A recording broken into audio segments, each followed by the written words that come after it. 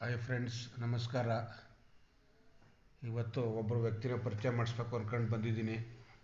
ಅವ್ರು ಯಾರಪ್ಪ ಅಂದರೆ, ಮಂಡ್ಯ ನಗರದಲ್ಲಿ ಕಳೆದ 40-50 ವರ್ಷಗಳಿಂದ ಜನತೆಗೆ ಉತ್ತಮ ಚಿಕಿತ್ಸೆ ನೀಡುತ್ತಾ ₹5 ಡಾಕ್ಟರ್ ಅಂತಲೇ ಹೆಸರುವಾಸಿಯಾಗಿರುವ ಡಾಕ್ಟರ್ ಶಂಕರೇಗೌಡರು.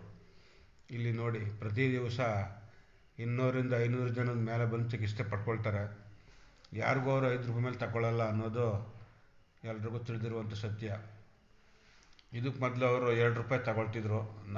ನಮಗೆ ಗೊತ್ತಿರೋ ರೀತಿ ಅವರು ₹2 ಡಾಕ್ಟ್ರು ಅಂತಲೇ ಪ್ರಖ್ಯಾತಿಯಾಗಿದ್ದರು. ಆದರೆ ಅವರ ಅನಾರೋಗ್ಯದ ಕಾರಣದಿಂದ ಅವರು ಆಸ್ಪತ್ರೆಯನ್ನು ತ್ಯಜಿಸಿ ಈಗ ಮನೆಯಲ್ಲೇ ಎಲ್ಲ ರೋಗಿಗಳಿಗೆ ಚಿಕಿತ್ಸೆ ಕೊಡ್ತಾರೆ. ಈಗ ಬರೀ ₹5 ತಗೊಳ್ತಾ ಇದ್ದಾರೆ. ಅಂಥ ಡಾಕ್ಟ್ರು ಇಡೀ ಕರ್ನಾಟಕದಲ್ಲಿ ಎಲ್ಲೂ ಇಲ್ಲ ಅಂತ ಹೇಳ್ಬೋದು. ಅವರು ಚುನಾವಣೆಗೂ ಕೂಡ ನಿಂತಿದ್ದರು, ಆದರೆ ನಮ್ಮ ಜನ ಅವ್ರನ್ನ ಸೋಲಿಸಿದ್ರು.